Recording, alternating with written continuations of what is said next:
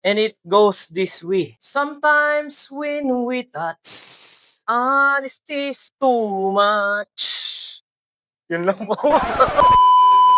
Ay, sarap buhay. Sarap ng buhay. Ganito tayo palagi, ha? Eh.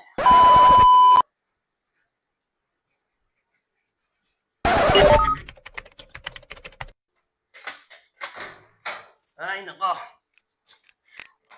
Oh, Oy, architect! Long time no see! kala ko kung sino. Bakit po kayo napapasok? Pag absent ako, hinahanap niyo ako.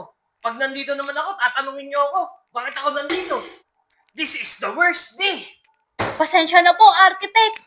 Nakita Baba. niyo po ba yung viral sa SOCMED? Yung nadapa sa may fire exit, binilang pa nga kung pasok sa Oro Plata Mata. Alam mo, hindi lang uro plata mata ang concern. Dapat pati yung kaligtasan ng tao, concern tayo. Nakita mo ba? Pumasok sila sa bukas na fire exit. Mali yun. Ayon sa RE 95410 o Fire Code of the Philippines, hindi dapat ito naka-open o may ipit o may nakaharang. Kapag may sunog, hindi may pwedeng pumasok ang apoy at usok doon sa loob ng fire exit kung saan yun ang nagsisilbing lagusan ng mga tao palabas ng gusali. Sumunod, dapat walang nakaharang sa fire exit. Pag may nakaharang sa fire exit, gradong patay ang mga pag-i-exit.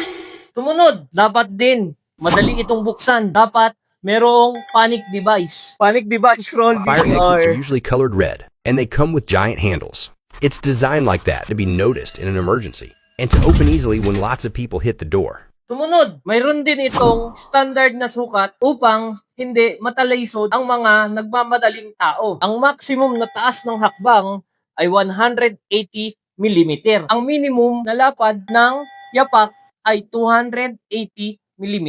Kapag hindi ito nasunod, sigurado, katulad nito ang mangyayari sa inyo.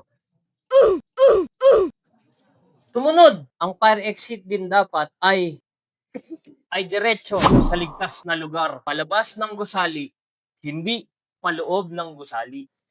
Architect! Bakit ka nagmamadali? Natataing ako. Tandaan ninyo, ang design, hindi pang requirements lang. Dapat, functional. Ah, shit!